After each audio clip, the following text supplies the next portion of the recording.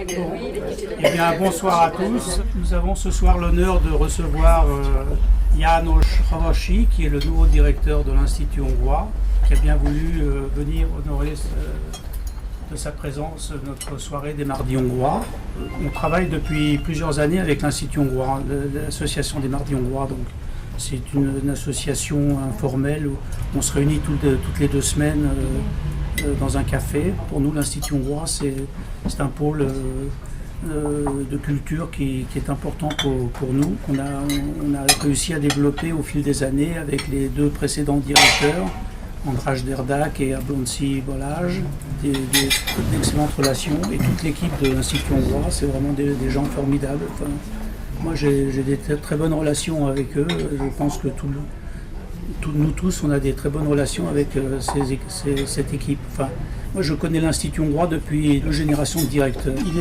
Il est clair qu'on est indépendant. Nous sommes une association informelle, amicale, et qui n'a de compte à rendre à personne. Alors, je voudrais présenter János Havasi. Ce que je sais de János Havasi, c'est qu'il travaillait essentiellement dans la communication, c'est-à-dire il est journaliste, une formation de juriste et de journaliste. Sa passion, apparemment, c'est de travailler sur les personnes qui ont été déportées après la guerre et qui sont soit déportées ou même sur les tombes.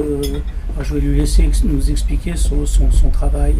Bienvenue ici, János. Merci beaucoup, Monsieur le Président. Mesdames et Messieurs, j'ai considéré comme une chose très importante de venir ici et pour vous me présenter. C'est la fin et en même temps le début d'une carrière de ma part, puisque j'ai déjà travaillé à Paris dans le même institut en tant que directeur adjoint pendant l'époque où János Szávay était l'ambassadeur. Et le monde a, à mon avis, beaucoup changé depuis lors. Beaucoup de l'eau se sont coulées dans la Danube et dans la Seine aussi. Mais je suis plein des espoirs, plein des plans, et évidemment je compte à votre attention, votre amitié, toutes les idées, toutes les initiatives, ce que nous pouvons bâtir dans construire dans notre programmation. Ça sera absolument bienvenu de notre part, et je suis prêt à vous répondre. Merci de l'attention par avance. Merci beaucoup. Alors, je voudrais laisser la parole aussi à mon ami György Raduli, qui voudrait nous parler un peu de ce qui se passe. Il se passe des choses fantastique à partir de demain. Mais puisque Jean-Pierre a ouvert cette parenthèse, j'aimerais quand même proposer quelque chose d'intéressant autour du cinéma de Miklós Jancsó. Peut-être vous savez que cette année, Miklós Jancsó est particulièrement en focus en France. Tout d'abord, Émile Breton a publié un ouvrage complet sur son œuvre au mois de mars. Ensuite, le Festival de Cannes a sélectionné son film Les Sans Espoir, qui a été projeté dans la section Cannes Classics en version restaurée numérique. Une magnifique copie qui a été projetée à Cannes, à la sélection personnelle de Thierry Frémaux, directeur du Festival de Cannes. Ensuite, c'était au moment du Festival de Cannes quand nous avons eu l'idée avec la Cinémathèque française. Ce serait demain soir, n'est-ce pas? Ça commence demain soir. J'y serai là. Ah ben, j'espère. Oui, bien sûr. Et donc, en effet, avec la Cinémathèque, nous avons, quand je dis nous, peut-être que vous connaissez Clavis Film, nous représentons depuis 10 ans le cinéma hongrois en France. Nous avons un bel catalogue de DVD et nous sommes distributeurs aussi des films hongrois en France. Donc, suite à cet accord de partenariat avec la Cinémathèque française, on s'est mis à préparer un événement assez consistant. On voulait montrer vraiment l'œuvre complète de Miklós Jancsó, parce que nous avons considéré que en France, depuis 25 ans, le cinéma de Miklós Jancsó, comme d'autres grands cinéastes hongrois aussi, ne sont pas très connus, malheureusement, ils sont assez méconnus ou oubliés, plutôt oubliés. Notre grand plaisir que ce projet est réalisé avec l'intervention de plusieurs acteurs et notamment l'Institut hongrois de Paris aussi, qui a permis, avec son soutien, que demain soir et après-demain soir, nous accueillons le chef opérateur de Miklós Jancsó, János Kende. Et puis, effectivement, l'Institut a donné un grand coup de main au niveau de logistique pour que les copies soient disponibles en France. La copie, elle est vraiment très belle.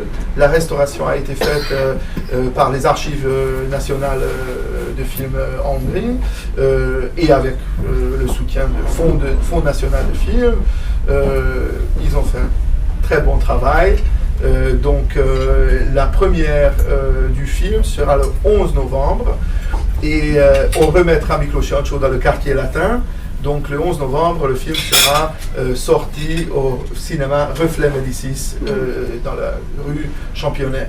Il faut ouvrir les portes, il faut aller chercher les amis, les sympathisants, même s'ils critiquent nos activités.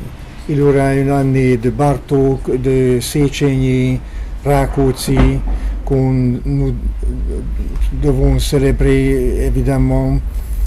Par exemple, avec la Fondation Vasarely, nous envisageons des programmes communs.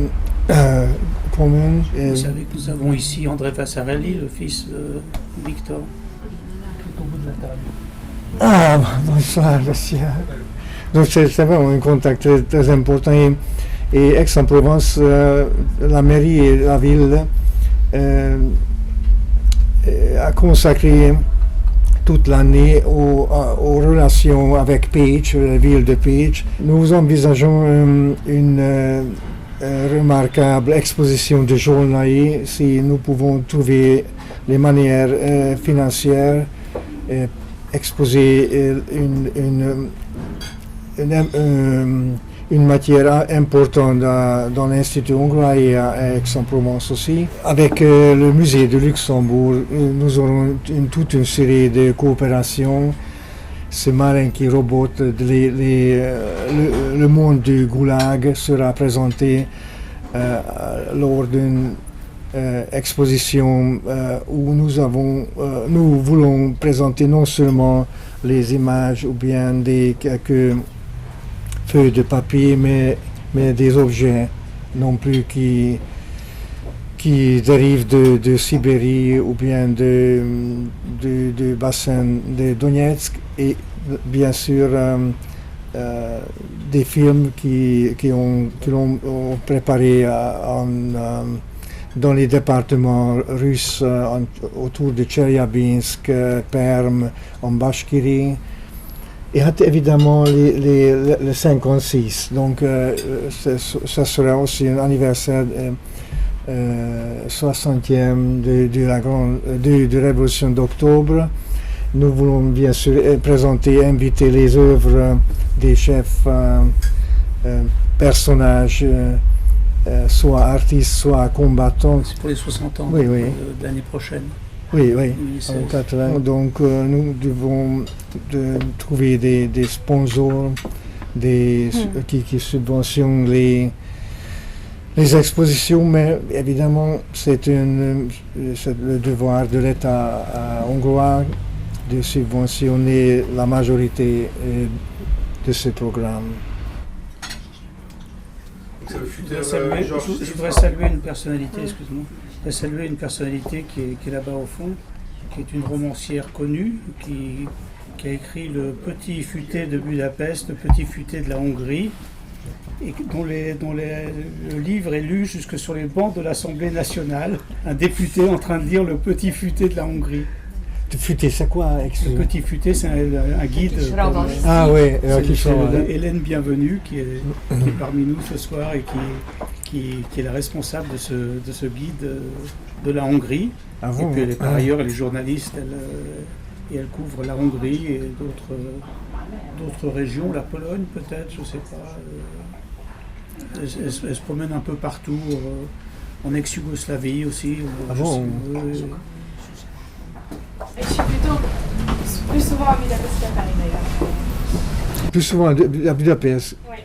Et d'autres régions? Parce que mon souci c'est... Ah, de la Hongrie? Ah oui, oui, oui. Bien sûr. Ah oui, oui. Bah, selon l'actualité, parce que ça reste mon travail quotidien. Je me promène, mais après j'ai des affections plus poussées. J'aime beaucoup Pécs notamment, mais j'aime aussi Szeged. Voilà. Mais après, ça reste du journalisme, ça reste du tourisme, du voyage. Voilà. Mais non, c'est pas du tout uniquement centré sur Budapest.